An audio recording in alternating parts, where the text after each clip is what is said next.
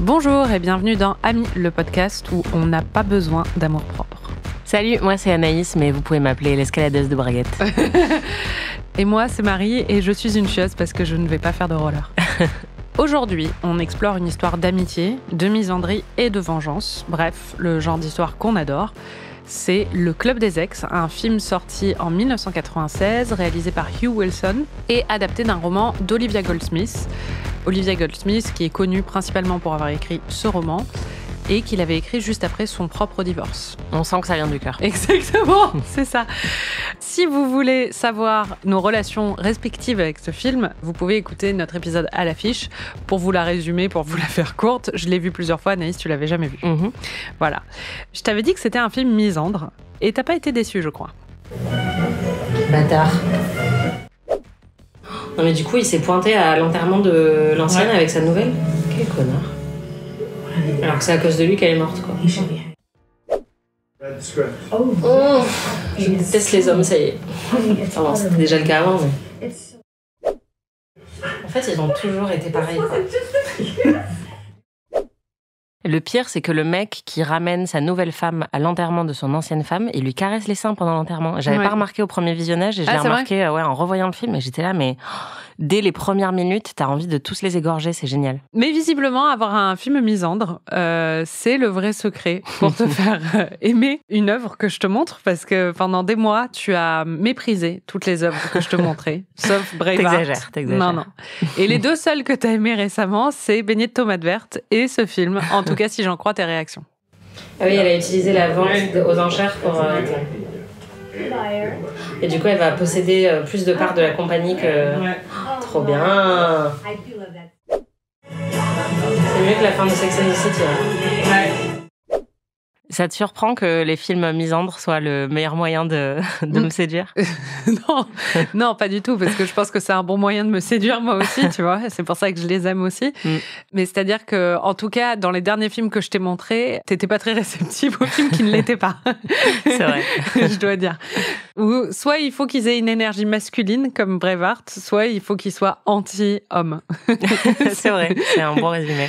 Bon, je pense que j'ai ma réponse vu tes réactions pendant le film, mais je vais quand même poser la question. Est-ce que tu as aimé Le Club des Ex? Bah oui, c'est génial. Je pense que c'est le meilleur film que tu m'as montré, en fait, que tu m'as fait découvrir. De tous les temps? De tout Ami. C'est vrai? Ouais, je pense, ouais. Wow. Trop bien. Bah, je pense que Chungking Express, tu vois, c'est clairement le plus grand chef-d'œuvre, mais c'est un film que je connaissais même si je l'avais pas vu et qui était sur ma liste depuis très longtemps, donc je savais que c'était un énorme blind spot, alors que Le Club des Ex, j'en avais jamais entendu parler avant que tu m'en parles, et donc des vraies découvertes que j'ai faites dans ce podcast, je pense que c'est de loin, le meilleur film que tu m'as montré. Mieux que Orgueil et Préjugés, même t'avais bien aimé Orgueil et Préjugés. Ouais, c'était très bien. Non mais ça veut pas dire que tous les autres étaient merdiques, mais je pense que c'est le meilleur, vraiment. Trop bien. C'est marrant parce que ça et le truc où avec Bill Pullman et la meuf dans le coma là. Ah oui, While You Were Sleeping. Ouais. Je sais plus comment ça s'appelle en français, avec Sandra Bullock. Ouais. C'est marrant parce que c'est un film qui a eu un accueil très mitigé au niveau de la critique à sa sortie. Ouais, je pense qu'il est à 50% sur Rotten Tomatoes ou un truc comme ça. Bah après, en fait, c'est fou parce qu'en voyant ce film et en le revoyant là pour préparer, je me suis fait la même réflexion. Je me suis dit, mais où sont les films comme ça? Enfin, en fait, ça m'a rendu immédiatement triste de me dire qu'on n'en a pas plus des films comme ça. Et je pense qu'un autre très rare, c'est Bridesmaids, dont on va parler plus tard dans la saison Vilaine Fille. Et je pense que c'est aussi pour ça qu'on l'aime. Mais en fait, des personnages féminins comme ça, des récits féminins comme ça, il y en a tellement peu au cinéma. Et de voir un film comme ça, avec tous ces personnages, qui a été fait dans les années 90, et qui a vraiment autant d'humour que de cœur, que de mordant, des bonnes réparties, un excellent casting, et qui a une représentation vraiment assez complète et complexe de la vie intérieure d'une femme, enfin de plusieurs femmes. C'est tellement rare que je me suis dit c'est catastrophique en fait que Hollywood ne se saisisse pas plus de ce genre de récit. Bah, surtout qu'à l'époque, ça avait été un peu un succès inattendu au box-office. Ça n'a pas eu un énorme succès à l'international et c'est peut-être pour ça que toi, par exemple, t'en avais pas forcément entendu parler. Moi, je sais que c'était un film que ma mère avait beaucoup aimé. Elle m'avait emmené le voir au cinéma, dans mon souvenir. Je l'ai vu au cinéma avec elle. Et je sais que c'était un film qu'elle avait adoré, qu'elle avait trouvé très drôle et tout ça. Et c'est pour ça que moi, je l'avais en tête et j'y suis sensible et je l'ai toujours beaucoup aimé aussi. Quand c'est sorti au cinéma aux États-Unis, ça a été un carton, ça a été premier du box-office pendant 2 ou 3 semaines ou quelque chose comme ça. Et il y a eu plein d'articles à l'époque sur le succès surprise de ce film. Et en fait, les studios étaient surpris. Et pourquoi ça a eu du succès ? Parce qu'en fait, le public, c'était un public de femmes d'un certain âge, entre guillemets, qui étaient séduites par cette histoire. Et donc, comme ils ne ciblaient jamais ces femmes-là, d'un coup, ils ont été surpris par le résultat que ça pouvait avoir. Enfin, ils les ciblaient jamais, en tout cas, avec des histoires qui les concernaient directement et pas des histoires d'amour ou des choses comme ça sur des femmes plus jeunes. Il y a même tout un commentaire, on va en reparler, sur la façon dont Hollywood perçoit les femmes de 45 ans et plus. Mais c'est vrai que malgré le succès de ce film, c'est pas comme s'il y en a eu plein d'autres qui sont arrivés derrière, quoi. Ouais, bah c'est ce que tu décris, c'est exactement ce qui s'est produit avec Bridesmaids. Et on a aussi dit que ce film était une révolution, que ça a enfin forcé les studios et les producteurs à investir plus dans des histoires féminines. Et en fait, on est obligé de constater plusieurs années plus tard que la relève n'est jamais vraiment arrivée. Et c'est déprimant de se dire que tous les 15 ans, on va peut-être avoir un film comme ça, mais que ça reste l'exception et pas la règle. Ouais. Il va falloir faire un petit résumé en 30 secondes quand même pour tous ceux qui ne l'ont pas vu. Si vous l'avez pas vu, allez le voir. Déjà, c'est trop bien. C'est sur Canal ou sur Amazon Prime avec l'abonnement Paramount. Et ça vaut vraiment le coup. Comme Anaïs vient de le dire, je suis très heureuse. C'est tellement rare. Profite. Exactement. Je pense que tu auras une bonne réaction sur Easy A aussi. J'ai de gros espoirs. Donc, je pense que cette saison est quand même. Oui, elle est plus taillée pour te plaire. Il y a moins de risques sur des déceptions. Je pense que c'est quand même une de nos thématiques préférées. Mais résumons ce film en 30 secondes, si tu le veux bien. C'est l'histoire d'un groupe de femmes de plus de 45 ans qui décident d'obtenir non pas vengeance, mais justice contre leurs ex. Très important. Voilà, contre leurs ex qui sont tous des vieilles raclures de bidets moisis. Et donc, elles vont littéralement se liguer, créer un club avec plusieurs femmes et une jeune fille lesbienne pour la mettre à l'envers à tous ces hommes. Et c'est extrêmement jouissif, c'est brillamment écrit et c'est un plaidoyer pour toutes les actrices de plus de 40 ans qui aimeraient bien jouer autre chose que des grands-mères. Tu le dis, l'histoire est très très fun et décomplexante. Je sais que t'as pas été sensible au charme, par exemple, de You've Got Mail ou des choses comme ça, mais je sais, par exemple, t'aimes beaucoup Quand Harry rencontre Sally. Moi, je retrouve un peu la sensation de baigner dans un milieu new-yorkais aussi, avec des répliques assez pointues, intelligentes, rapides, avec un esprit derrière qui... c'est à la fois cosy et mordant, quoi. Et du coup, c'est un univers que j'aime beaucoup en général.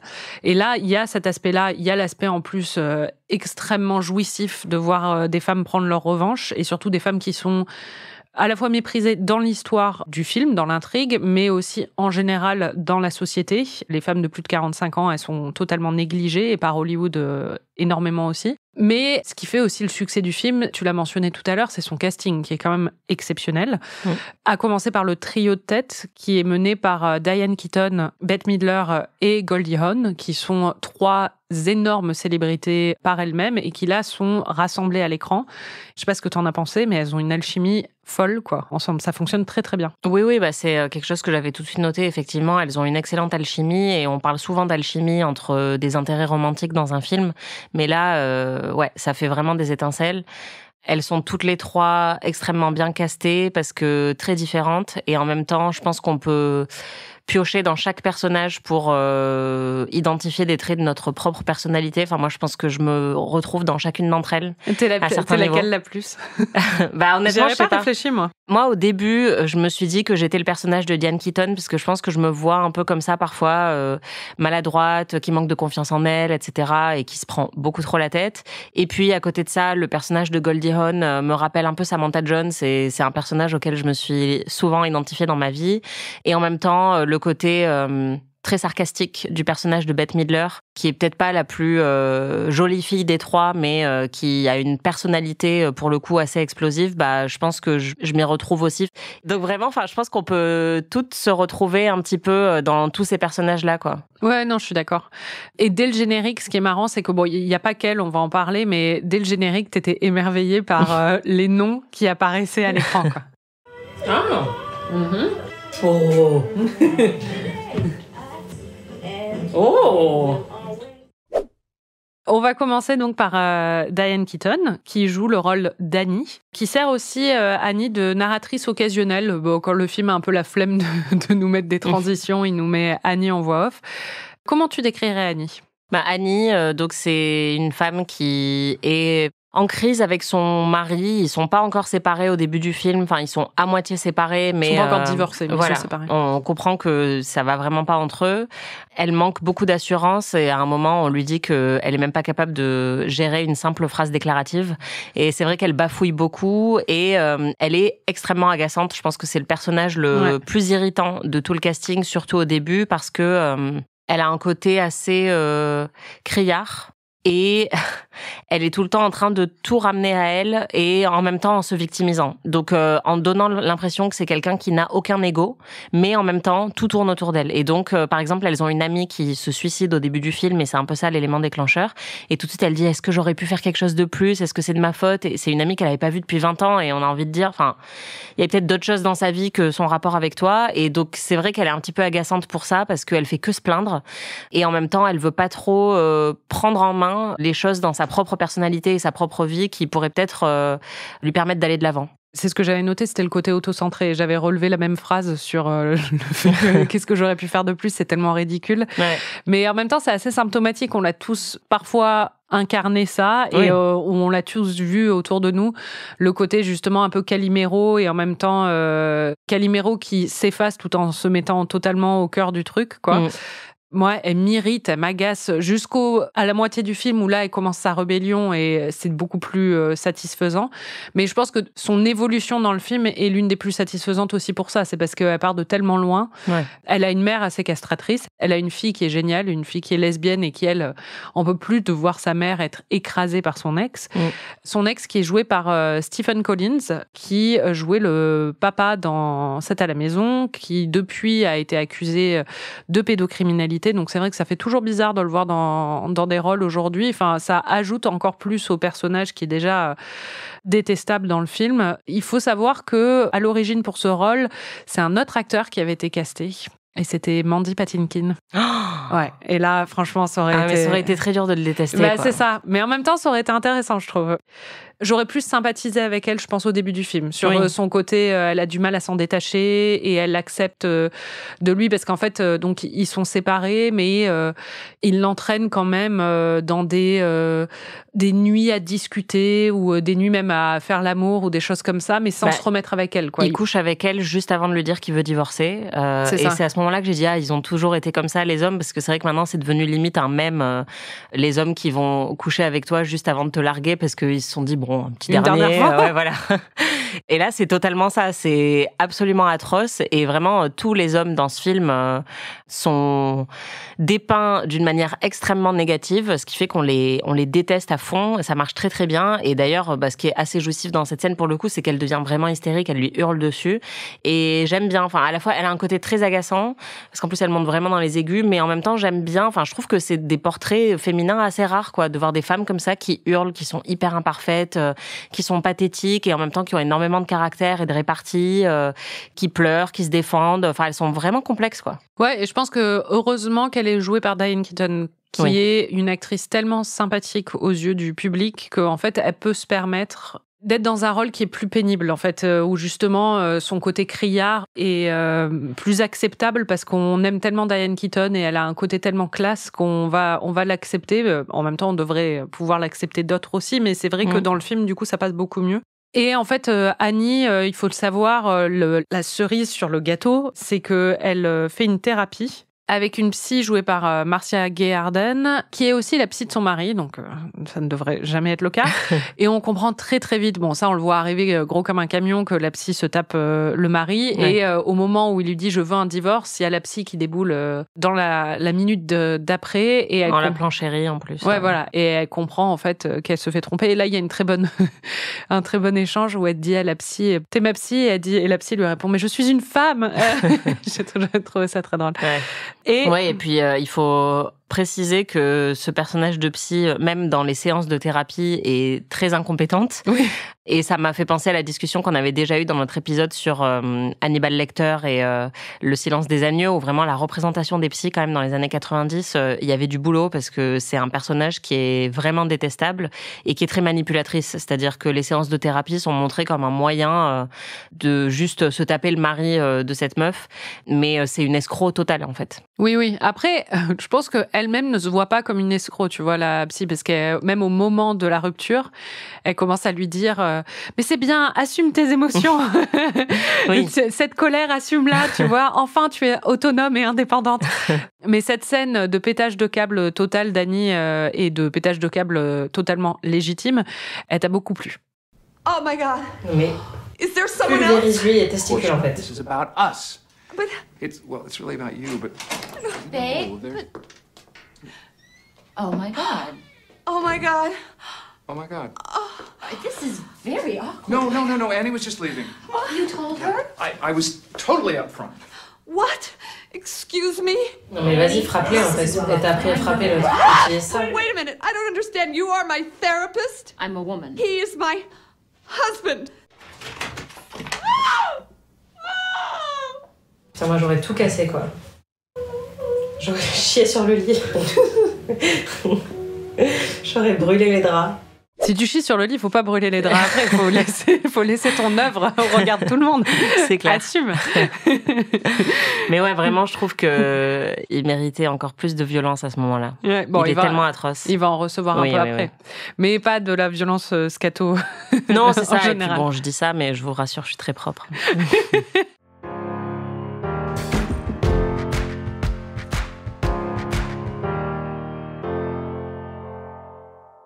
C'est en partie cette révélation qui va la pousser à créer, enfin ça va être l'élément déclencheur, un peu la goutte d'eau qui va faire déborder le vase et qui va la pousser à créer le club des ex avec ses copines. Et donc ces deux autres amies qu'elle n'avait pas vues depuis la fac, hein, on comprend qu'elle s'était un peu toute perdue de vue et elle se retrouve au moment de l'enterrement de cette amie en commun. Parmi ces deux autres amies qu'elle retrouve, il y a Élise qui est jouée par Goldie Hawn. Comment tu la décrirais ? C'est une actrice, Kadra, qui a fait pas mal de chirurgie esthétique, qui est magnifique, qui a un problème d'alcool, qui fume et boit beaucoup et qui est désespérée parce qu'elle ne trouve plus vraiment de rôle qu'elle estime intéressant et surtout que on lui propose de jouer que des rôles de femmes grotesques. C'est le mot qui est employé par un cinéaste avec qui elle a rendez-vous, qu'elle peut plus vraiment jouer les intérêts romantiques ou les jeunes ingénus et ça la déprime énormément. Elle vient d'être quittée par son mari pour une femme plus jeune, comme tous les autres personnages de ce film, et elle le vit vraiment pas bien. Il y a un personnage qui dit que c'est un patchwork tellement elle a fait de chirurgie esthétique. Enfin, toutes les blagues sur la chirurgie sont très drôles. Et moi, c'est ça que j'aime beaucoup en fait dans l'écriture de ce film où tu parlais de You've Got Mail aussi. Et en fait, ce que j'aime dans ce film-là spécifiquement, Le Club des Ex, c'est que je trouve qu'il y a un humour très agressif. C'est beaucoup de très bonnes insultes. Et ça, c'est quelque chose que j'apprécie particulièrement dans l'écriture des films et des séries. Il y a un autre moment aussi où il y a le personnage de Bette Midler qui lui dit grâce aux efforts de pionnière de Cher, t'as toujours pas atteint la puberté. Ce qui est vraiment le meilleur moyen de dire que t'as fait trop de chirurgie esthétique. C'est vraiment plein de petits moments comme ça qui sont assez savoureux. Et ce personnage-là d'Élise, clairement, c'est la star du film. Enfin, je pense qu'on est d'accord toutes les deux. C'est le personnage le plus divertissant. Ah, pour moi, c'est entre elle et Brenda, parce que j'adore Brenda. Oui, j'adore Brenda aussi. Mais c'est disons que d'une manière différente. C'est-à-dire que elle, c'est plus physique, je trouve. Et Brenda, il y a un côté, elle a des répliques plus mordantes. Ouais. J'adore voir un personnage comme ça qui est totalement à l'aise avec le fait de ne pas être à l'aise avec son âge. Je trouve que c'est assez chouette de voir ça dans un film, encore une fois, des années 90. C'est-à-dire que même encore aujourd'hui, on va peut-être pas en voir beaucoup des femmes qui vont parler de chirurgie esthétique à l'écran comme ça.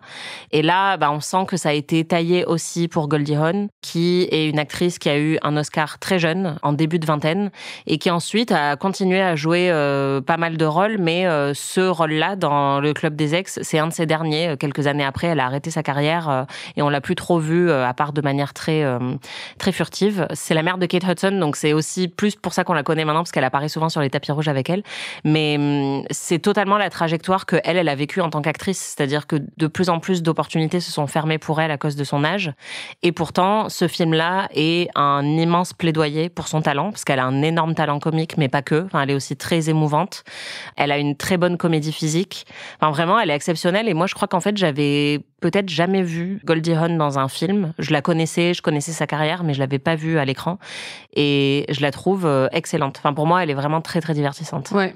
Et toute la thématique autour de son personnage, c'est sur le thème de l'actrice vieillissante. On en a pas mal parlé dans ce podcast et aussi dans PIC TV parce que c'est un thème. Les actrices en général de plus de 40 ans ont eu beaucoup de mal à trouver des rôles pendant longtemps. Il y a un gros fossé entre les acteurs et les actrices à ce niveau-là. Même en général, tu disais tout à l'heure qu'elle a eu l'Oscar très jeune. Les femmes à Hollywood ont des Oscars très jeunes et après disparaissent. Tandis que les hommes jeunes ont rarement des Oscars et doivent attendre en général d'avoir la quarantaine pour avoir leur premier Oscar. Ça a été le cas pour Leonardo DiCaprio, par exemple, mais pour plein d'autres aussi. En général, quand tu es un jeune premier, tu peux pas t'attendre à avoir un Oscar, tandis que pour une femme, c'est le système inversé. Et c'est pour ça qu'il y a beaucoup d'actrices qui sont allées vers la télé ces dernières années, ou des actrices qui sont mises à la production, comme Nicole Kidman ou Reese Witherspoon, qui ont trouvé, en fait, qui ont dû un peu prendre les rênes du pouvoir pour s'offrir des rôles qui étaient à la hauteur de leur talent et qui étaient intéressants et qui n'étaient pas juste la mère d'eux. Et ce qui est intéressant dans le film, c'est que le scénario est très, très conscient de ça. Et il y a beaucoup de répliques qui sont très marrantes et très justes sur la réalité d'une actrice à cet âge-là.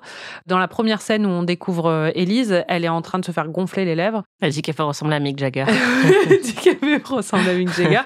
Et elle dit aussi à son chirurgien esthétique, tu comprends pas, il y a que 3 âges à Hollywood. Il y a Babe, donc la jeune sexy, quoi. District Attorney, donc procureur général, ou Driving Miss Daisy, donc la vieille de Miss Daisy et son chauffeur. Et il y a un autre moment où elle est dans une crise existentielle et où elle est au bar et elle parle à un barman, elle est complètement bourrée et elle commence à lui dire, parce qu'en fait, elle a été approchée pour un film et elle pensait que c'était pour le rôle de la jeune première, Monique, et en fait, elle se rend compte que c'est pour le rôle de sa mère. Et donc là, elle a une crise existentielle, elle commence à lui inventorier toutes les femmes qui devraient jouer la mère de Monique, Angela Lansbury, qui faisait Arabesque, des femmes qui sont vraiment âgées.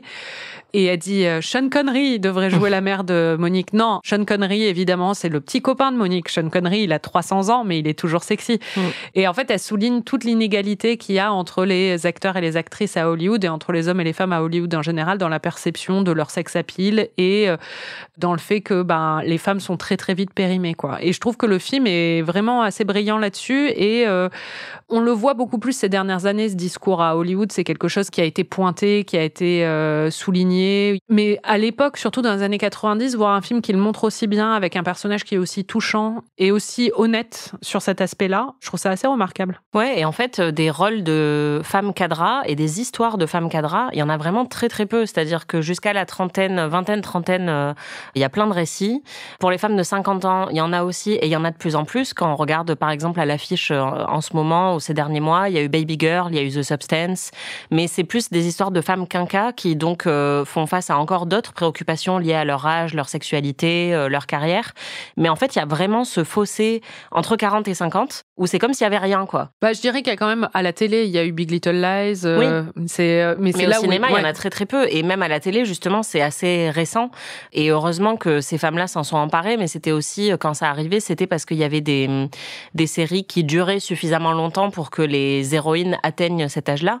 Mais c'est vrai que oui, en voyant le film, on est tout de suite frappé par la rareté de ce genre d'histoire. Élise, elle est donc en plein divorce avec son ex qui est un producteur, dont on comprend qu'elle a un peu fait la carrière en fait, oui. Mais aujourd'hui il profite vraiment d'elle. Et toutes en fait, c'est ça qui est ouf, oui. C'est que les trois ont fait d'énormes sacrifices personnels et professionnels pour aider les hommes de leur vie dans leur carrière, et aussi du coup d'énormes sacrifices financiers. Et c'est ça que j'aime aussi beaucoup dans ce film, c'est qu'ils parlent vraiment d'argent. Oui, c'est ça. Et de tout ce qu'elles ont perdu financièrement en poussant la carrière de ces hommes. Et quand ils partent après, elles se retrouvent toutes sur le carreau, quoi. Et du coup, sur le carreau, dans de très beaux appartements quand même.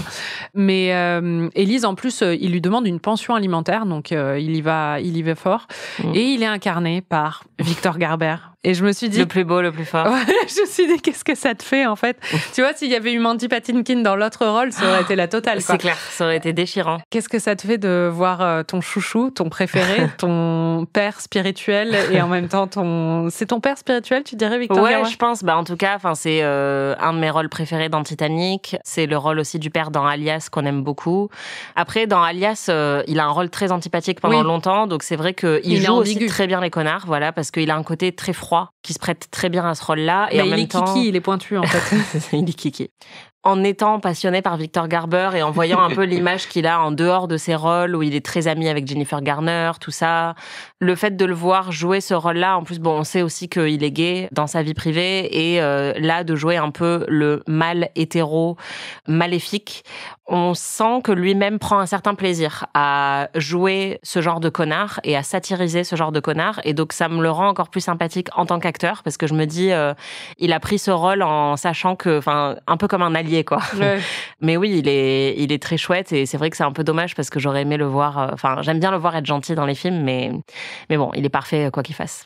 Et Victor Garber, dans ce film, il se tape une actrice bien plus jeune. Ça va même être un sujet, un moment clé de ce film, qui est incarné par quelqu'un qu'on connaît bien, puisqu'on en a déjà parlé dans ce podcast, dans l'épisode sur Showgirls, et c'est Elizabeth Berkley. Ah bah oui, c'est Elizabeth Berkley de Showgirls.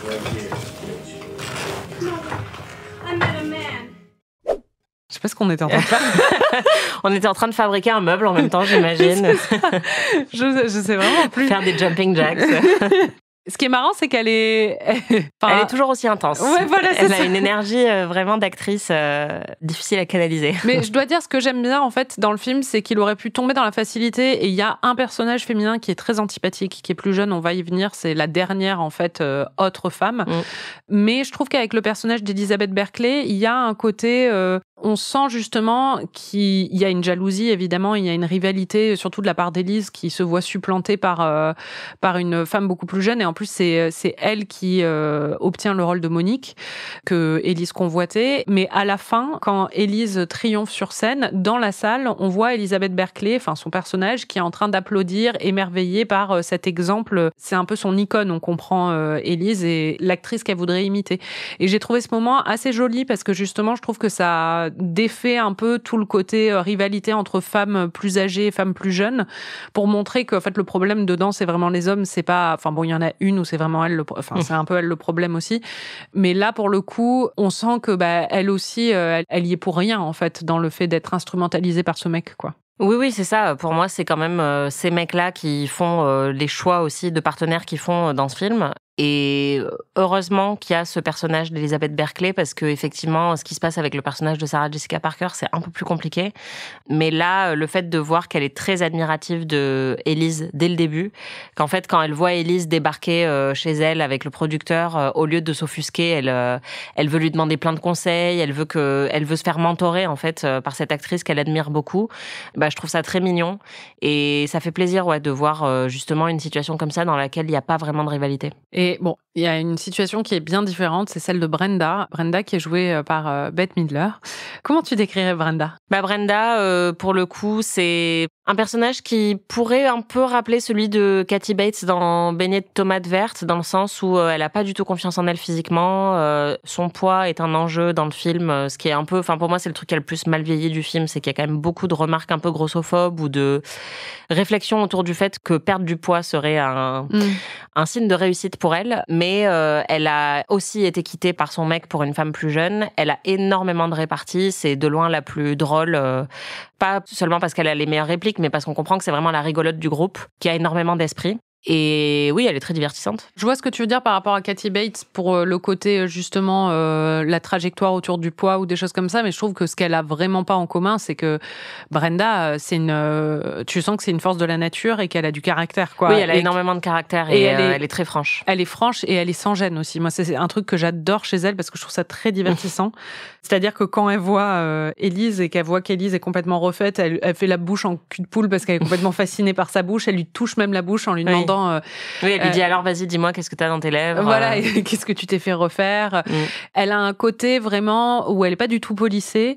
C'est aussi un peu un cliché, c'est-à-dire que elle est moitié dedans. Son père est sicilien, sa mère est juive. Et elle a des liens avec la mafia. Elle a des liens avec la mafia et tout ça. Et on sent que dans la culture new-yorkaise et dans les films new-yorkais, les communautés juives et les communautés siciliennes, c'est souvent les communautés un peu grande gueule. C'est souvent comme ça que c'est présenté, avec un un côté un peu, on n'a pas la patience pour tes conneries de wasp où on va lever le petit doigt ou des choses comme ça. Et elle arrive et elle fout un peu le bordel partout, sans être désagréable ou quoi que ce soit, mais justement, elle est très réjouissante parce qu'elle est intelligente et que elle le fait avec gentillesse et tout, mais qu'elle ose en fait mettre les pieds dans le plat ou des choses comme ça. Moi, je pense que honnêtement, au niveau personnalité, c'est mon personnage préféré. Je trouve que Goldie Hawn, je suis d'accord avec toi, elle a un côté... elle est tellement charismatique qu'en fait, tu peux pas la quitter des yeux. Elle est vraiment, elle perce l'écran, quoi. Et elle est réjouissante parce qu'elle est superficielle et que c'est un type de personnage dont on Oui, parle beaucoup exactement. et qu'on aime justement de voir des femmes qui revendiquement leur propre superficialité, Oui, leur propre féminité, plutôt que de s'en excuser, quoi. C'est ça. Mais Brenda, elle a un côté qui peut être plus mesquin, par exemple, quand elle parle du corps des femmes plus minces ou des choses comme ça. Donc ça, c'est un truc qui est peut-être un peu plus vilain, mais en même temps qui est aussi représentatif d'une réalité. Mais moi, au niveau de sa personnalité et justement de son sens de la répartie, de son mordant et de sa verve et de son chutzpah, quoi, on dit, enfin, tu sais, c'est le terme yiddish pour dire son audace et tout ça. Elle a vraiment un truc que j'adore. Moi, enfin, c'est mon personnage, je pense, préféré au niveau, c'est celle avec laquelle j'ai le plus oh, remarque, j'aimerais bien aussi Élise prendre des verres avec elle, quoi. Mais les deux, je les trouve vraiment, c'est de la dynamite. Oui, les deux sont vraiment géniales et ce que j'aime bien avec les deux d'ailleurs, c'est que honnêtement, je trouve que c'est le personnage de Diane Keaton qui est le plus sacrifié en termes d'écriture. Oui. Mais ces deux-là, en fait, elles ont vraiment beaucoup de complexité et beaucoup de cœur. C'est-à-dire que Brenda, c'est une grande gueule, mais en même temps, quand elle se rend dans le nouvel appartement que son ex-mari partage avec sa nouvelle petite minette, elle est dévastée de se retrouver dans ce lieu-là. Et le personnage d'Élise, qui a un problème d'alcoolisme, elle va aussi s'effondrer à un moment dans le film et venir frapper à la porte de Brenda, justement, qu'il avait un peu secoué juste avant en lui disant « Je suis vraiment désolée, je suis au bout du rouleau, je sais pas quoi faire ». Et donc, je trouve ça vraiment très fort de voir aussi ces personnages-là avoir des grands moments de faiblesse. Et des moments, parfois assez pathétiques. Ça les rend beaucoup plus complexes et réels et ça nous aide beaucoup à nous identifier. Brenda, ce que tu comprends aussi, c'est qu'elle est toujours amoureuse de son mari. C'est un truc qui est quand même établi plusieurs fois dans le film et c'est aussi pour ça qu'elle a cette réaction quand elle voit... C'est-à-dire qu'il y a l'aspect financier à chaque fois qui est mis en avant pour chacune d'entre elles et pour elle aussi, parce que lui, par exemple, il paye pas de pension et on comprend qu'il la soutient pas beaucoup, quoi. Mais on sent que ce qui la heurte le plus, c'est qu'elle l'aime toujours. C'est-à-dire et que c'est ça qui la blesse, c'est de l'avoir vu partir avec quelqu'un d'autre. Et ce mari, justement, il est joué... Alors moi, en fait, j'avoue, c'est un énorme tocard, ce mec. Il s'appelle Morton. Il dirige une compagnie d'électronique. Enfin, il vend de l'électroménager, en gros, quoi. Il a fait un peu sa carrière et sa fortune grâce aux connexions et à l'aide de la famille de Brenda et à l'aide de Brenda tout court aussi, parce qu'elle l'a aidé pendant des années, elle a été son assistante, avant de la larguer pour une de ses employées plus jeunes et parce qu'il était en pleine crise de la quarantaine, c'est ça qu'on comprend. J'avoue que j'ai un petit faible pour Morty parce qu'il est joué par Dan Hedaya, qui joue le père dans Clueless. Et du coup, je ne peux pas ne pas l'associer à ce personnage. Et il a un côté bougon que je trouve assez attendrissant. Et comme en plus, on sent que Brenda est amoureuse de lui toujours, même s'il est détestable, je le trouve pas aussi détestable, par exemple, que le personnage joué par Stephen Collins, quoi. Enfin, le mari oui, il y a des petites gradations, mais bon. C'est ça. De ce que j'ai compris, t'avais pas trop la même indulgence quand t'as vu le film, quoi. Pour moi, il y a une différence entre faire une crise de la quarantaine et se poser des questions ou même vouloir quitter ta femme et se mettre en couple avec la femme avec qui il se met en couple. C'est-à-dire que pour moi, il fait preuve d'une telle absence de discernement. Oui, et immaturité. Et puis même, ouais. il l'abandonne financièrement. Pour moi, c'est ça qui est le plus c'est horrible, quoi. Pour moi, c'est vraiment difficilement pardonnable et il se trouve qu'elle va lui pardonner. Et moi, j'ai vraiment pas envie. Enfin, je trouve que... Visiblement, voilà, c'est quelque chose qui a duré suffisamment longtemps avec cette nouvelle partenaire pour qu'il lui achète un penthouse à New York, qu'il envisage de se marier avec elle. Donc, c'est une crise qui dure, quoi. Et ça redore vraiment pas son image à lui, qui soit associé à un personnage féminin comme ça. Ouais, je suis d'accord. Le personnage féminin en question, c'est donc l'une de ses anciennes employées qui est jouée par Sarah Jessica Parker. C'est Sarah Jessica Parker ? Mais non, mais il y a tout le monde dans ce film, en fait. Tu as décrit comment, ce personnage ? Je suis sûre qu'il y a des femmes comme ça, mais c'est vrai que là, heureusement qu'il y a plein d'autres personnages féminins vraiment bien dans ce film, parce que là, on est quand même sur quelque chose qui se rapproche d'une caricature sexiste. Elle est extrêmement vénale, elle est écervelée, elle est très désagréable en plus, donc tu te dis, mais qu'est-ce qu'il trouve dans ce partenariat avec elle? Parce que elle est débile, elle a 30 ans de moins que lui, elle lui parle mal tout le temps, elle est très clairement juste intéressée par son argent et pas par lui. Elle a pas de goût, elle est vraiment montrée comme quelqu'un de vulgaire qui justement aimerait avoir du goût, mais n'en a pas.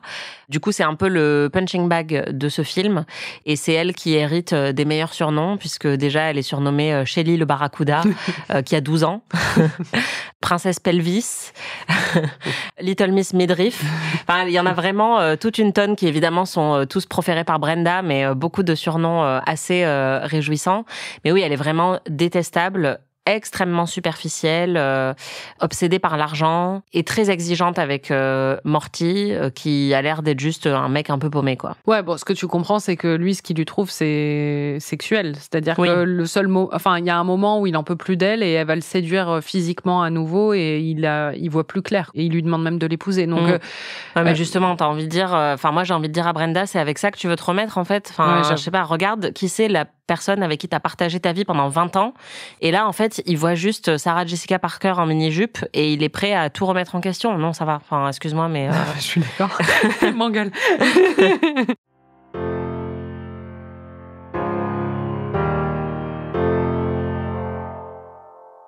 Pour toi, en quoi est-ce que ces trois femmes, ces trois héroïnes de ce film sont en réalité des anti-héroïnes? Bah, ça paraît assez évident quand on voit le film. C'est vrai qu'avant de le voir, j'avais une inquiétude où je t'avais dit, mais elles sont vraiment vilaines, parce que je pensais que ça allait être un film bien plus doux que ça.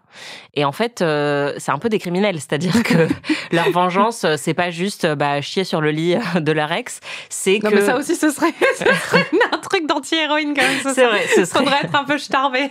C'est ça. Mais ce que je veux dire, c'est que là, elles commettent carrément un crime, puisqu'elles vont faire chanter leurs ex et leur extorquer de l'argent pour déjà récupérer toutes les pertes financières qu'elles ont subies à cause de ces divorces, mais aussi pour ensuite ouvrir un centre d'aide pour les femmes à Manhattan. Oui, elles vont faire de l'extorsion, donc ça va quand même assez loin, et c'est très jouissif et rigolo de voir qu'elles se liguent toutes pour faire ça, y compris avec la complicité d'une de leurs filles qui est ravie d'encourager sa mère à extorquer des fonds à son père. Ça, déjà, ça en fait des anti-héroïnes, parce qu'elles commettent des crimes, mais aussi juste le fait de les voir, comme je le disais tout à l'heure, de les voir hurler, pleurer, avoir des moments très très laids de perte de confiance en soi, mais aussi de les voir, comme le personnage de Brenda, aller au resto toute seule, comme une femme célibataire de 45 ans qui a juste envie de dîner seule et qui se sent un peu jugée par les autres autour d'elle, mais qui a pas envie de rester enfermée chez elle, tout ça parce qu'elle est plus en couple. Voilà, le personnage de Diane Keaton qui est vraiment pathétique dans son rapport avec sa psy, par exemple, mais qui va aussi avoir beaucoup de répondants et qui retrouve tout son amour pour sa carrière et son ambition professionnelle au fil du film. Enfin voilà, c'est des personnages féminins entiers qu'on découvre à travers leur relation aux hommes, mais aussi à travers leur relation au boulot, au sexe, à leur propre apparence, à l'argent, à l'amitié féminine, qui est évidemment un des thèmes principaux du film. Donc pour moi, oui, ça en fait des personnages hyper complexes et anti-héroïques, parce que elles sont aussi alcooliques pour certaines. Ouais, puis même quand j'y pensais, tu vois, parce que dans le livre, on organisait un peu les profils d'anti-héroïnes en stéréotypes. En général, en stéréotype que ces anti-héroïnes déconstruisent aussi. Et là, chacune correspond aussi. C'est-à-dire qu'il y a la superficielle avec Élise. Ouais. Il y a l'hystérique, honnêtement, avec Annie. Et avec Brenda, on a... je sais pas à laquelle elle correspond, mais c'est un peu une mégère, Brenda, en fait. Oui, c'est ça. C'est aussi un peu des repoussoirs. Voilà, et c'est un truc qu'on avait évoqué dans le livre, plutôt avec des personnages de série, en parlant de Martha dans The Americans ou de Peggy dans Mad Men. Donc ouais, c'est vraiment des personnages féminins qui sont assez jouissifs à regarder, parce qu'elles me paraissent beaucoup plus vraies que beaucoup de femmes que je vois à l'écran généralement. Et c'est ça que je trouve à la fois très réjouissant quand je vois ce film et complètement déprimant. C'est que pour mon travail, je vois environ 300 films par an. Et en fait, un film comme Le Club des Ex, j'en vois vraiment quasiment jamais.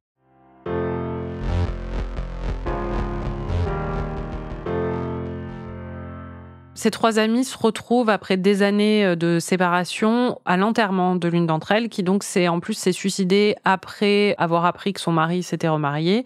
Il s'est remarié avec Heather Locklear, donc celle qui jouait Amanda dans Melrose Place. Donc c'est elle dont il tripote les seins pendant l'enterrement. Et il faut savoir que cette femme qui se suicide, donc Cynthia, leur amie qui était un peu la leader du groupe, c'est ça qu'on comprend, elle est jouée par une icône, une légende. Oh, et oui, trop bien. Mais elle était pas dans le générique. Ouais. J'ai nommé Rizzo. Rizzo ou Mrs. Bartlett. Voilà, Rizzo de Grease, Mrs. Bartlett de The West Wing, et donc incarnée par Stockard Channing, qui est, comme Goldie Hawn, une femme magnifique après avoir atteint l'âge auquel on estime que les femmes ne devraient plus être magnifiques à l'écran. Elle est là pour un tout petit rôle, mais c'est vraiment bien de l'avoir choisie, elle, pour ce rôle-là, parce qu'elle a tout de suite une présence très très forte. On est tout de suite assez chagriné de la voir disparaître. En fait, c'est assez subtil, je trouve, dans ce film, mais ce que ça raconte aussi, et qu'elle dit dans une lettre qu'elle avait écrite avant de mourir, c'est qu'au final, le plus gros problème, c'était peut-être pas son ex-mari, c'était sa solitude. Elle leur a envoyé une lettre en leur disant qu'elle regrettait que leur amitié se soit délitée. Et en fait, ça, c'est un truc qui est un peu dit en filigrane, c'est que toutes ces femmes-là ont perdu énormément à travers leur vie maritale. Elles se sont recentrées sur leur famille, elles ont énormément soutenu leurs époux, et en fait, elles n'ont pas énormément d'amitié dans leur vie, et leur amitié et l'importance de l'amitié dans leur vie va renaître grâce à ces retrouvailles. Mais on sent que oui, elles se sentaient extrêmement seules, et que c'est d'autant plus dur quand tu perds ton mari qui te quitte pour se mettre avec quelqu'un d'autre, et que tu te rends compte que dans ton entourage, il y a plus grand monde. Et ça, je pense que c'est un enjeu assez réaliste aussi pour plein de personnes à l'âge de 40 ans qui se sont recentrées sur d'autres choses, qui ont élevé des enfants, etc. Et donc, je trouve ça très beau et très triste d'aborder ce sujet-là dans le film. Donc Annie, Brenda et Elise se retrouvent à l'enterrement de cette amie. Elles sont toutes un peu choquées, et puis surtout, ça fait écho à leur propre vie. C'est-à-dire qu'elles se rendent compte que déjà, son goujat d'ex-mari s'était remarié un peu comme elles toutes. Et aussi, elles ont tout ce sentiment, surtout quand elles reçoivent la lettre qu'elle leur a envoyée à chacune, ce sentiment aussi d'avoir perdu un peu une amitié et quelque chose qui était fondamental dans leur vie et qu'elles veulent recréer. Et au fil des conversations et au moment surtout où Annie découvre que son ex la trompe avec sa psy, elle décide de fonder donc ce club des ex, ce First Wives Club en anglais, le club des premières épouses. Et alors ça, c'est un moment assez jouissif. En tout cas, tu étais très motivée. Oui.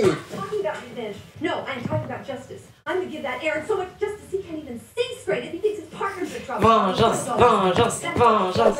Ça t'a même inspiré. Tu t'es demandé si c'était pas une possibilité, quoi.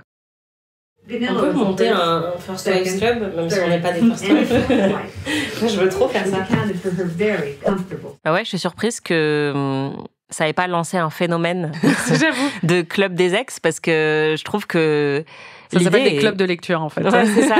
Ouais, mais sauf que généralement, du coup, l'objectif, c'est plus de lire un livre et pas forcément de se venger de ses ex. Oui, mais je pense que justement, c'est ce que j'allais mentionner juste après, c'est que ce qui est très marrant, c'est quand même elles s'investissent à fond. Bon, elles sont toutes assez riches, malgré l'argent qui leur a été spolié par leur homme respectif, mais elles sont d'un milieu très aisé et elles vont investir. C'est-à-dire que là, d'un coup, c'est les Charlie's Angels, quoi. Elles ont des moyens incroyables. Elles ont un immeuble entier à Soho qui est dédié à leur entreprise. C'est pratique d'avoir une actrice dans le lot parce qu'elle a forcément beaucoup d'argent, quoi. En vrai, on comprend que Annie a aussi pas mal parce qu'à un moment, Annie dit pendant des années, j'ai repassé son linge, j'ai repassé ses caleçons, je les ai lavés, je les ai repassés, je les ai pliés. Et elles disent ah bon, j'ai supervisé les gens qui le faisaient. Enfin, tu sens qu'elle est quand même, elles sont toutes dans un milieu. Oui, elles sont très bourgeoises. Ouais. Voilà, la moins aisée de toutes, c'est Brenda et elle est quand même très aisée aussi. Donc, mais elles vont transformer ça en une sorte de mission. On dirait d'un coup, on arrive un peu dans un film presque d'espionnage, quoi. Enfin, ou en tout cas un heist movie, un peu comme un Ocean's 11, mais version vengeance sur son ex. Oui, d'ailleurs, même le thème musical du film, c'est un thème très militaire. Donc, il y a vraiment une espèce de jeu là-dessus, sur le fait qu'elles se mettent en ordre de marche pour se venger de leurs ex. Dans les critiques de l'époque, il y en avait qui n'avaient pas trop aimé ça, enfin, qui trouvaient que c'était un peu lourd ou qui trouvaient que ça fonctionnait pas trop. Roger Ebert avaient trouvé que ça fonctionnait pas trop, enfin qu'il y avait trop de gags et pas assez d'intrigue, quoi. Moi, je trouve que il y a un côté un peu gaguesque par moment, surtout quand elles s'infiltrent chez l'ex-mari de Brenda et elles se retrouvent un peu bloquées sur la sortie de secours et tout ça. Après, moi, je trouve que ça fonctionne parce qu'elles sont tellement charismatiques entre elles et c'est tellement rigolo. Enfin, il y a tellement une forme de sororité que c'est contagieux, quoi. Oui, après, moi, je suis assez d'accord sur le fait que ce moment-là, quand elles sont à l'extérieur de l'appartement, on est totalement dans un autre film. On bascule un petit peu. C'est celui qui fonctionne le moins bien, mais... Ouais, et moi, ça m'a un petit peu sorti du film, surtout le personnage de Diane Keaton qui, là, passe sur un mode de performance encore plus outrancier et vraiment très, très gaguesque, comme tu dis, à ce moment-là, où je te dis, j'ai l'impression de regarder une comédie de Louis de Funès. J'en ai jamais regardé, mais j'ai quand même l'impression j'en ai regardé une. Mais c'est un peu ce genre de comédie-là. C'est très, très expressif, outrancier, exubérant, et j'avais pas l'impression que c'était ce genre de film-là que je regardais avant. Donc ce moment, il est amusant, mais un petit peu crispant aussi. Je trouve que ça fait un peu trop farce par rapport à tout le reste. Ouais, surtout, je trouve que le film est un peu trop long à ce moment-là. C'est-à-dire qu'on commence à sentir la longueur, même si, encore une fois, pour moi, ce qui continue à fonctionner, c'est leur dynamique à L3. Donc, je suis pas non plus allergique à ce moment, quoi. Ça va. Il y a quand même des très bons moments de comédie physique, mais qui sont un peu plus discrets. Mais quand elles sont en train de monter l'escalier, notamment dans la penthouse, et qu'en fait la balustrade, c'est des trucs qui sont suspendus par des fils, donc tu peux pas vraiment t'accrocher à la balustrade. Enfin, je trouve que c'est un détail de décor qui est hyper parlant et qui est très très bien trouvé. Dans leur entreprise de vengeance, elles sont aidées, tu l'as dit tout à l'heure, par la fille de Annie, qui est une jeune lesbienne, qui le dit... Big one. Ouais, big one. Une vraie lesbienne.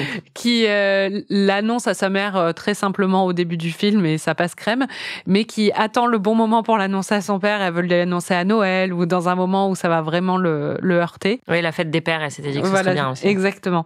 Du coup, elle a une dent contre son père, on sent. Et en fait, dès la première scène où on voit Annie qui rentre chez elle, elle lui dit... me dis pas que t'étais encore avec ce mec. Et avec ce gros connard. Et elle lui dit, t'es son paillasson. Et on comprend après qu'elle est en train de parler de son père, quoi. La fille, elle va rentrer dans le... dans les manigances. Ah bah oui. Trop bien. J'adore. J'adore le fait que sa fille ait envie de lui détruire sa vie, quoi. Il a vraiment dû merder, quoi. Autre allié de poids, qui est pas dans de nombreuses scènes, mais c'est Dame Maggie Smith, donc forcément, elle marque.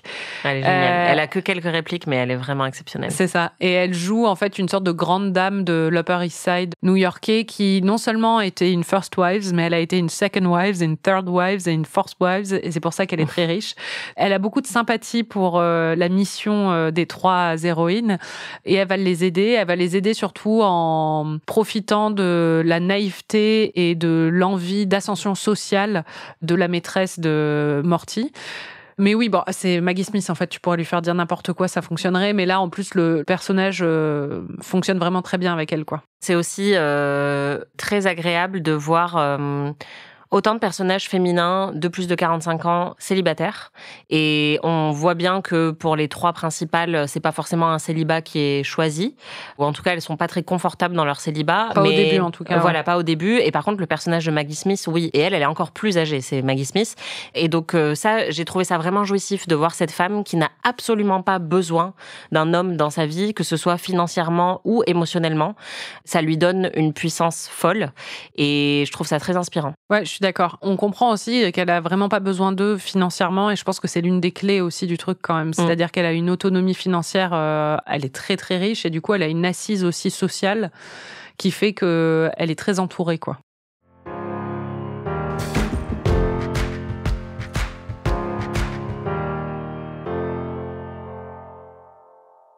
Alors chaque homme a droit à sa vengeance spécifique. Est-ce qu'il y en a une qui fonctionne mieux que les autres pour toi ? Pour moi, c'est quand même un peu toutes les mêmes, c'est-à-dire que la vengeance finale, c'est vraiment de leur tirer du fric. Oui, c'est vrai. En fait, c'est hyper bien écrit et bon, ça se voit aussi que ça a été inspiré d'un bouquin, mais il y a vraiment un côté hyper bien huilé dans toutes les ramifications où en fait, c'est un plan machiavélique, une opération gigantesque qui va utiliser la faiblesse de chaque homme pour arriver au même but final. Ce qui m'a beaucoup plu, c'est qu'à un moment, Élise décide de récupérer une partie de ses biens et donc de reprendre des meubles et la voiture de son ex-mari.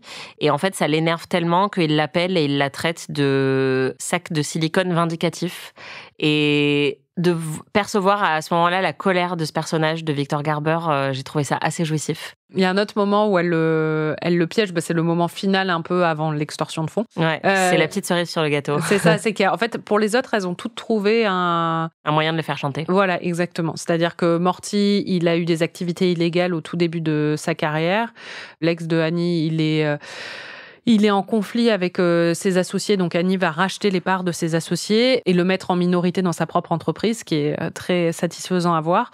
Mais pour le personnage de Victor Garber, c'est beaucoup plus compliqué parce qu'il a rien fait d'illégal visiblement, et en fait elles vont enquêter, elles vont se rendre compte que sa maîtresse actuelle, donc celle qui est jouée par Elizabeth Berkley, n'a pas 21 ans comme elle prétendait l'être, et il est vraiment catastrophé quand il l'apprend. Et la scène t'a fait pas mal réagir. In about 5 years. Oh mon Dieu. 16. Ouais, elle a pas trop l'air d'avoir 16 ans quand même, Elizabeth Berkley. So we knew her item.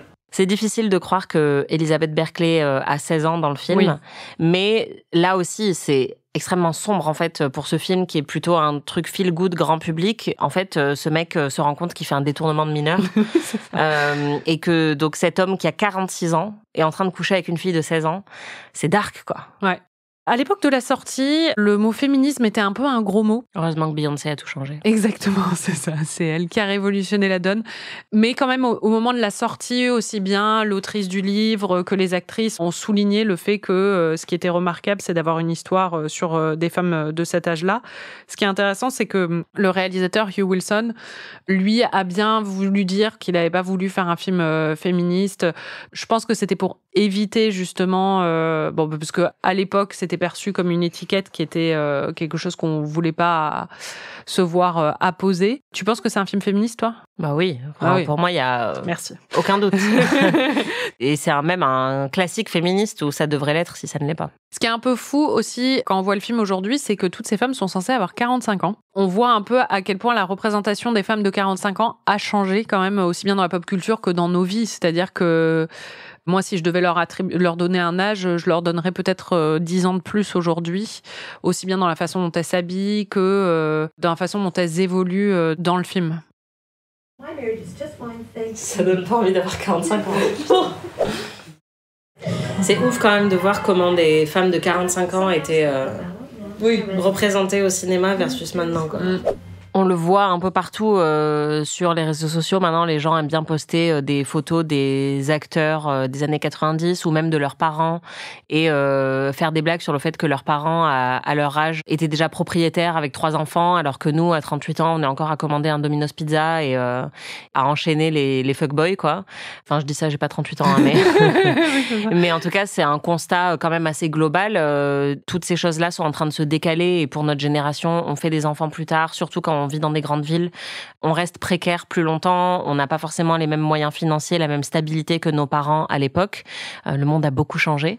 Mais ça se sent aussi effectivement dans les choix vestimentaires où, oui, j'ai l'impression de voir mes parents à l'âge qu'ils ont maintenant dans ces rôles de personnages qui ont en fait à peine la quarantaine, enfin, ou le milieu de quarantaine. Ils se comportent déjà comme des personnes plus âgées.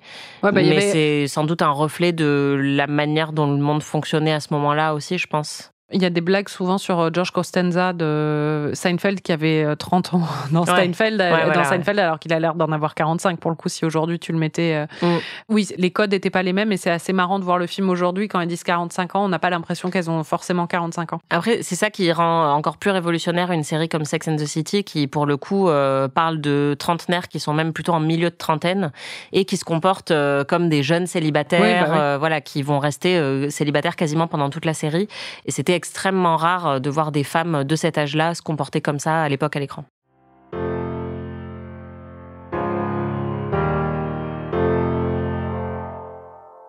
Faut qu'on parle de la fin.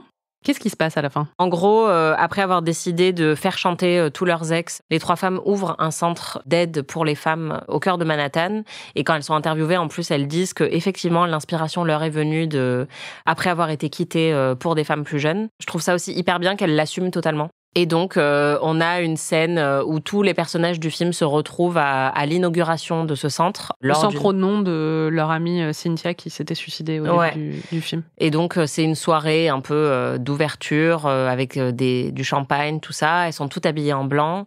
Les ex-hommes de leur vie sont présents. Et la plupart sont assez glorieusement rejetés par leurs ex, sauf Morty, qui décide de s'excuser, entre guillemets, parce qu'en fait, il va voir Brenda et juste il lui dit « Ah, mon fils, notre fils, c'est un gentil garçon, pas comme moi. » Et visiblement, juste dire ça suffit pour qu'elle lui pardonne tout. Et ils se mettent à danser ensemble. Et après, en voix off, on nous dit que c'était le début de leur réconciliation. Donc évidemment, on peut quand même imaginer qu'il y a eu quelques bonnes explications qui ont suivi ce premier rapprochement. Mais moi, ça m'a un petit peu agacée de la voir le reprendre aussi rapidement, alors que l'ex, jouée par Sarah Jessica Parker, elle est encore dans la voiture et qui s'est quand même très mal comportée avec Brenda. Oui, ça t'a pas plu. Hein. Il va pas se remettre avec elle, j'espère. Oh. Pas contente. On est venu ici pour voir des ex souffrir, pas pour voir des ex se remettre ensemble, en fait. Typiquement, là, je crois que c'est Hugh Wilson qui voulait pas faire un film féministe et il a dit ils vont se remettre ensemble. Je sais pas comment ça se passe dans le livre. Mais... Ouais. Bon, heureusement, t'as quand même eu du rejet d'hommes dans ces dernières scènes, avec Annie qui a vraiment gagné en amour-propre. Et qui arrive à finir ses phrases désormais. Exactement, et qui envoie bouler son ex complètement, et c'est très satisfaisant. I told him to drop dead. Merci. Je l'aurais vraiment mal vécu sinon.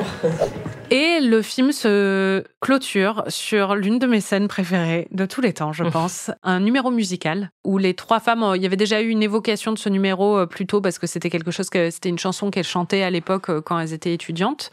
Donc c'est une chanson des années 60 de Leslie Gore qui s'appelle You Don't Own Me, qui a été produite pour la petite histoire par Quincy Jones. Du coup, la chanson est revenue un peu dans l'actu récemment avec la mort de Quincy Jones, qui est une chanson géniale. Oui, puis c'est une chanson culte. Voilà, c'est ça. Et là, en fait, elles ont leur chorégraphie et elles chantent sur cette chanson.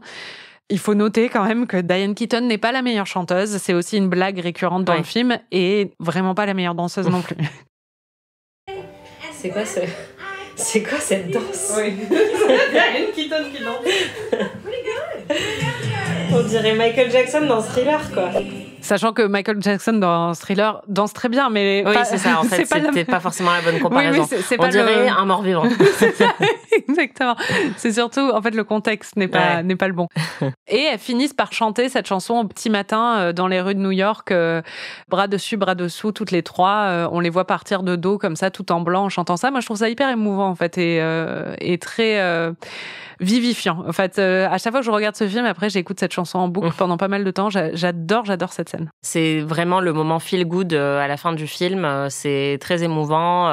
Moi, j'avais le sourire aux lèvres. Et c'est aussi pour ça que j'avais fait la remarque plus tôt. C'est à ce moment-là que j'ai dit que c'était mieux que la fin de Sex and the City, puisque la série Sex and the City se termine aussi avec les quatre amies bras dessus dessous dans les rues de New York. Et c'est une belle ode, évidemment, à l'amitié féminine. Sauf que là, en plus, elles se sont vengées de tous leurs ex. Donc, c'est encore mieux. Enfin, il y a un côté vraiment très subversif dans ce film qui m'a beaucoup plu. Donc ouais, c'est une super fin. Après, je dois quand même dire que mon moment musical préféré du film, c'est un montage où elles sont justement en train de mettre au point toutes leurs manigances et leurs plans machiavéliques. Et en fond, la musique, c'est Sisters Are Doing It For Themselves, qui est aussi un grand hymne féministe. Donc j'avoue que très très bon choix de musique dans ce film globalement. Très on point. Ouais, c'est ça. Ils font pas dans la subtilité, mais c'est très bien. Mais en même temps, il n'y en a pas non plus toutes les 15 secondes. Donc c'est ça qui est bien. En fait, c'est pas Forrest Gump. Hein. Oui, non, c'est pas Forrest Gump. Et puis je pense qu'il y a aussi, on a vu plus récemment des films qui ont essayé de surfer sur l'envie du public d'avoir des œuvres féministes à l'écran, mais où ça faisait très artificiel, justement, où toutes les 5 minutes, on a un peu la bonne répartie, tout ça, genre ouais, on est trop forte, on a besoin d'aucun homme. Et là, en fait, il y a quelque chose de très organique dans ce film, et ça a été adapté d'une œuvre féminine, et sans doute d'une œuvre féminine un petit peu enragée. Et donc, ouais, il y a quelque chose de très naturel là-dedans. On n'a pas l'impression d'être prise pour des cibles marketing d'un producteur qui voudrait faire un film féministe, justement. Oui, oui. De toute façon, à l'époque, ils voulaient pas faire de films féministes, donc c'est ça. Avant de boucler, il faut passer en revue quelques autres guests, parce que, comme tu l'as fait remarquer à un moment dans le visionnage. Elle est aussi, c'est le mec de Deadwood et Justified. Ah oui. Il n'y a pas une seule personne dans ce film qui n'est pas connue, en fait. Le mec derrière, c'est Denzel Washington.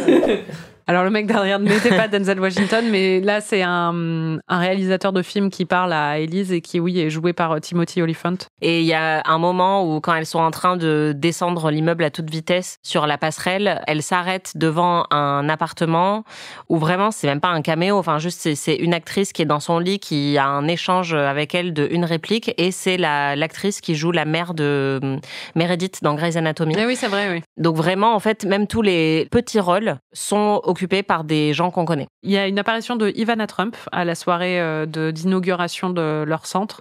Vraiment encore peak 90s. Voilà, et puis Ivana Trump, à l'époque, dans les 90s à New York, un peu l'incarnation de la First Wife, qui a une réplique qui est devenue assez culte, qui était Don't get mad, get everything. Donc ne vous mettez pas en colère, récupérez tout, quoi. Il y a aussi Gloria Steinem, l'icône féministe, qui est là à la même soirée. Ah, c'est Gloria Steinem. Putain, il y a vraiment tout le monde dans ce film. Et plutôt dans le film, quand Morty est arrêté sous les ordres de Brenda, c'est J.K. Simmons qui l'arrête. Il a un rôle d'à peu près 30 millièmes de seconde, mais on l'a reconnu. Il était déjà chauve. Et il y a une apparition aussi d'une actrice qu'on a beaucoup aimée plus tard dans une série qu'on adore. Oui, c'est J. Smith Cameron qui joue Jerry dans Succession, qui est une actrice que j'adore, qui est mariée à Kenneth Lonergan, qui est aussi un grand dramaturge et réalisateur. Et là, elle joue encore une avocate, donc c'est très marrant parce qu'elle a un peu le même rôle que Jerry dans Succession.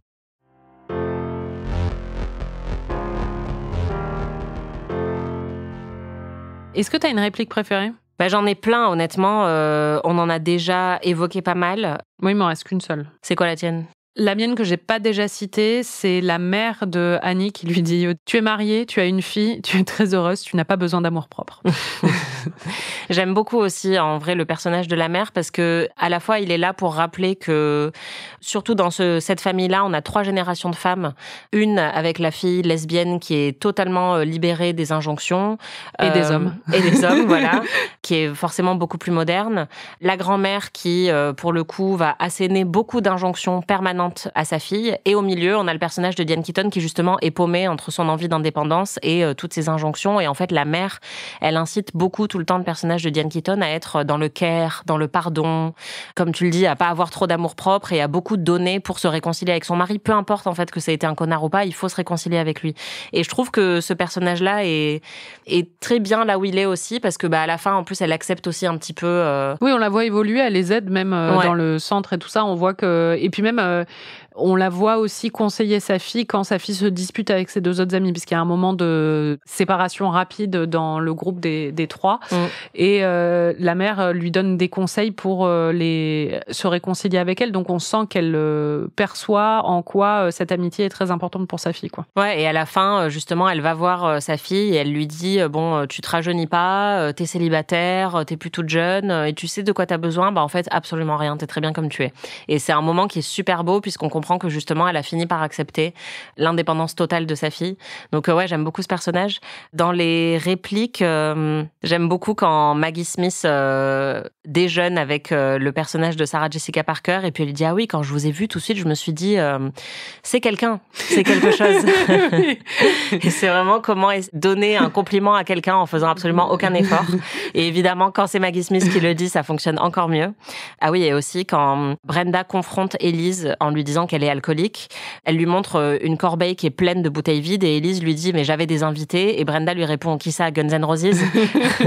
C'est très très drôle. Ouais, donc, il y a aussi dans leur confrontation, il y a Elise qui dit je bois de temps en temps parce que je suis très émotive en gros, et l'autre lui dit Brenda lui répond non, ça c'est pour ça que tes partenaires de jeu boivent, mais pas pour ça que toi tu bois. Ouais, c'est vraiment très très mordant comme film. Est-ce que tu as un ou une MVP qui n'est pas l'une des 3 principales ? Bonne question. Franchement, la balustrade de l'escalier. Elle m'a vraiment rendue très très heureuse. J'avoue. Et toi ? Maggie Smith, je pense. Ouais. Et aussi la boîte à mouchoirs avec la Joconde dessus. Ah, et un élément de déco hideux, c'est vrai. Qui est aussi une très bonne illustration du goût désastreux du personnage de Sarah Jessica Parker. J'avais oublié un caméo aussi dans le bar lesbien. Ah oui, Léa Delaria qui joue une lesbienne et qui ensuite est devenue très célèbre pour avoir aussi joué une lesbienne dans Orange is the New Black et qui a eu que des rôles de lesbienne. Elle est très butch, donc c'est aussi pour ça. Ce qu'on n'a pas dit aussi, c'est que ce film, c'est l'occasion d'une réunion assez incroyable entre Sarah Jessica Parker et Bette Midler qui se donnait la réplique dans Hocus Pocus, qui est aussi un grand classique. Exactement. Et il y a un moment où il y a un petit clin d'œil à Hocus Pocus, qui est l'histoire de 3 sorcières. Annie dit on est devenu, au moment de leur dispute, elle dit on est devenu ce que nos ex pensent que nous sommes, c'est-à-dire 3 sorcières. Et là, Brenda lui répond en disant mais les sorcières, c'est super, elles ont plein de pouvoirs, ce qui est aussi, depuis, on a eu Mona Chollet et tout ça. Il y a tout un discours sur le pouvoir des sorcières dedans. Et c'est marrant de voir évidemment Bette Midler dire ça, et dans un trio de femmes où elles revendiquent pleinement leur statut de sorcière, alors que quelques années plus tôt, elle était dans Hocus Pocus, qui est, si vous l'avez pas vu, un des meilleurs films d'Halloween de tous les temps. Et en plus, on a une mention à Cher dans ce film. Cher qui a aussi joué dans Les Sorcières d'Eastwick, donc comme quoi tout se recoupe. Exactement, surtout les sorcières. C'était Ami, merci Anaïs. Merci Marie. Et merci Anaïs, une nouvelle fois, d'avoir merci reconnu encore Marie. La grandeur de ce film. Je suis tellement heureuse. Bah oui, comme quoi, tu vois, je suis pas de mauvaise foi. Hein. On se retrouve la semaine prochaine avec une nouvelle vilaine fille. Une seule cette fois, je pense. Oui. Elle s'appelle Pearl. Oui. Je ne la connais pas. J'ai hâte que tu la découvres. Enfin, je sais qu'elle joue parmi Agoth. Ouais. Mais je ne la connais pas à part ça. Pearl qui est disponible sur Netflix si vous voulez commencer d'ores et déjà à vous préparer. Vous pouvez retrouver tous les épisodes d'Amis sur slate.fr ou votre plateforme de podcast préférée. Si vous avez aimé cet épisode, vous pouvez nous laisser 5 étoiles et un petit commentaire. Vous pouvez nous hyper auprès de tous vos amis. Salut! Amis est un podcast d'Anaïs Bordage et Marie Telling, produit par Slate Podcast. Direction éditoriale Christophe Caron. Production éditoriale, prise de son et réalisation Aurélie Rodriguez.